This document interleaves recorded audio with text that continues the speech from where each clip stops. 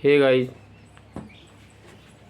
आज हम आप सबके सामने सिंटेक्स का एक नया पार्ट लेकर के आए हैं। और ये ऐसे वर्ब हैं कि जो बहुत इम्पॉर्टेंट है सिंटेक्स में, आप सबको दिया रहता है मेरे प्यारे छात्रों। तो आप सभी मेरे यूट्यूब के जितने भी फॉलोअर्स हैं जुड़ जाइए और कॉपी कलम लेकर के बैठ जाइए। आप सबके सामने मैं अशोक सर आप सबका स्वागत करता हूं एक बार फिर से अपने YouTube चैनल पर एक नए वीडियो के साथ। तो देखने का प्रयास करिए सिंटेक्स। सिंटेक्स में मैं आज एक नया पार्ट लेकर के आया हूं कि देखिएगा, describe, regard, mention, define, treat, represent. ये ऐसे वर्ब होते हैं मेरे प्यारे छात्रों कि इन सब के साथ याद रखना है कि इन सभी के साथ हमेशा एज का ये ऐसे वर्ब्स होते हैं मेरे प्यारे छात्रों। इन वर्ब्स के बाद आपको हमेशा एज का प्रयोग करना पड़ेगा। किसका प्रयोग करना पड़ेगा?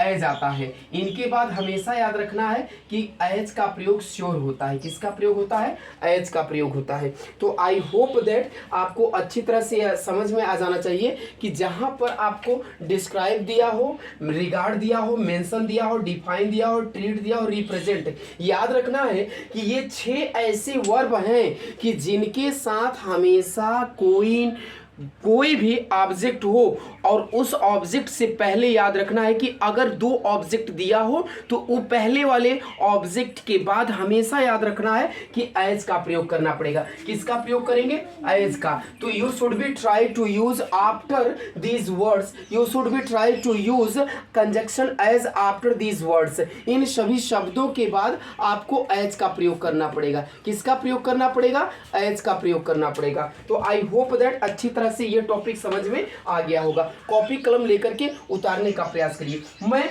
एग्जांपल देता हूं ताकि आपको समझा दूं कि इस एग्जांपल के माध्यम से आपको अच्छी तरह से समझ में आ जाए कि इस सिंटेक्स के माध्यम से मैं ये समझाने की कोशिश कर रहा हूं।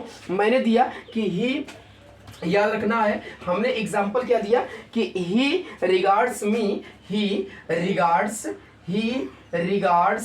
मी, he regards me his brother, he regards me his brother। अब कॉपी कलम लेकर के बैठे होंगे तो इसको नोट करने का प्रयास करिए। मैंने लिखा कि he regards me brother। अब ध्यान रखना है कि यहाँ रिगार्ड्स के बाद मी आया है और his brother आया है, लेकिन यहाँ पर एज का प्रयोग नहीं हुआ है, तो सेंटेंस आपका इनकरेक्ट है। करेक्ट करने के लिए क्या करना पड़ेगा? इनको याद रखना पड़ेगा कि सबसे पहले इन सब के बाद, यानी रिगार्ड्स हो, ट्रीट हो, डिफाइन हो, मेंशन हो और डिस्क्राइब हो, रिप्रेजेंट हो, इन सब के बाद एज आता है। क्या आता है? एज। तो क्या करेंगे कि he regards me as his brother. I hope that आप अच्छी तरह से समझ में आ गया होगा आपको। अब दूसरा देखते हैं, दूसरा एग्जाम्पल देखने का प्रयास करते हैं। दूसरा एग्जाम्पल क्या कहता है? दूसरा एग्जाम्पल यहाँ पर ये कह रहा है मेरे प्यारे छात्रों कि ही ऑलवेज, याद रखना है क्या करना है कि ही ऑलवेज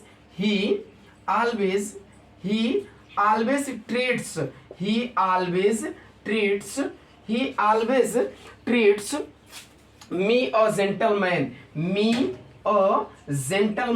आई होप दैट आपको अच्छी तरह से समझ में आ गया होगा। ही always treats me a gentleman. तो अब यहाँ पर देखिए ट्रीट्स आ गया है ना। अब ट्रीट के बाद देखना है कि आपको एज नहीं आया है, एज का प्रयोग करना पड़ेगा। ध्यान रखना है, कभी भी लाइक नहीं आएगा, टू नहीं आएगा, जब भी आएगा एज आएगा माय डियर स्टूडेंट। तो इनके बाद याद रखना है, क्या करेंगे आप सब? याद रखना है कि हम इसको थोड़ा सा अलग तरीके से लिख देते हैं ताकि आपको अच्छी तरह समझ में आ जाए। ही ऑलवेज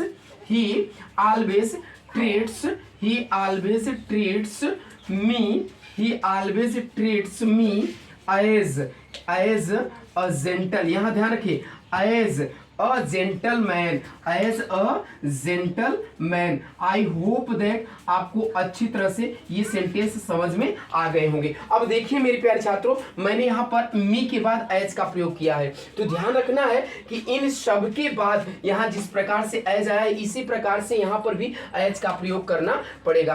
तो आई होप दैट आपको ये दोनों एग्जाम्पल अच्छी तरह से समझ में आ गए होंगे। एक बार फिर मैं रिपीट कर दे रहा हूँ, जहां पर डिस्क्राइब का प्रयोग किया गया हो, जहां पे मेंशन का प्रयोग किया गया हो, जहां पर डिफाइन का प्रयोग किया गया हो, जहां पर ट्रीट का प्रयोग किया गया हो, रिप्रेजेंट का प्रयोग किया गया हो या रिगार्ड का प्रयोग किया गया हो, तो उसके साथ एज का प्रयोग अवश्य करते हैं। तो आई होप दैट आपको अच्छी तरह से समझ में आ गया होगा। कॉपी कलम लेकर के इसको उतारने का प्रयास करिए। Thank you for watching my video. Best of luck my dear.